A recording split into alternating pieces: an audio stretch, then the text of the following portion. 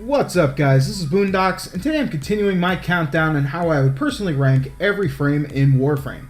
Once again, this is not a tier list, nor how the community views each one of the frames, but rather my own personal list judged on several different factors. Those factors include team utility, killing potential, late game scaling, the diversity of their builds, and the true endgame appearance. Each category will have a maximum of 10 points available, with the chance of earning up to 5 bonus points, which are completely arbitrary, and all points are subjective and based on my personal views. In the number 29 slot, we have Limbo, who personally I've always felt as a underrated frame until I decided to make this list. And then once I started trying to break down the points for each frame, I sadly can see how he comes out lacking.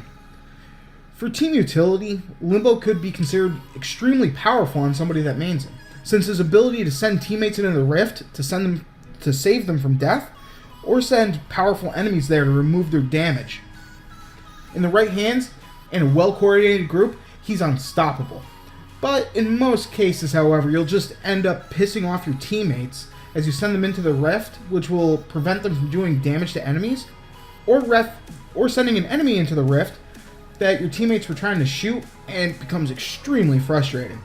So I have to give Limbo 3 points for team utility, with the caveat that a skilled player would raise the score drastically. For killing potential, Limbo can give himself crazy damage multipliers while he's in the rift. This allows him to annihilate even high-level enemies very quickly. The downside is having to constantly bring enemies into the rift with you to do the damage, and this can sometimes feel like a very slow process. Because of the clunkiness involved in taking advantage of Limbo's damage, I score his killing potential at 3 points. In addition, his ability to avoid all damage in high-level content is amazing, but his slow clearing ability makes him underperform, so I have to give him only another 3 points for late-game survivability and scaling as well.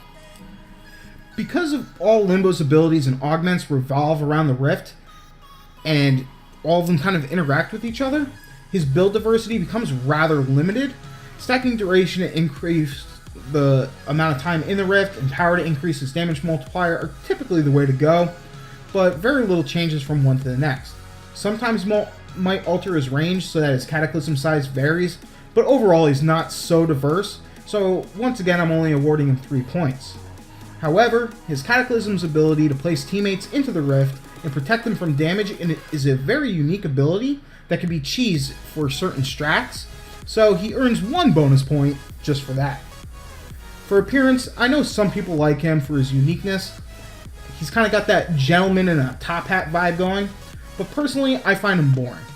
That's because his color layout is pretty lacking, and he has large areas of empty space on his sort of coat thing, you might call it, which leaves him looking kind of plain. I give only 1 point for his unique design, but that's all I can give without the ability to modify him more. Hopefully in the future, more skins will be released either through Tenojin or through DE themselves. Limbo is a unique frame in both appearance and ability.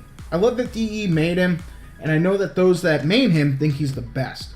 But for the average player, there isn't much to him, so he picks up the 29th spot with a low 14 out of 50. However, for those that know how to take full advantage of his unique traits, I'm sure that he would score much, much higher. So until next time, guys, like, comment, and subscribe, and peace.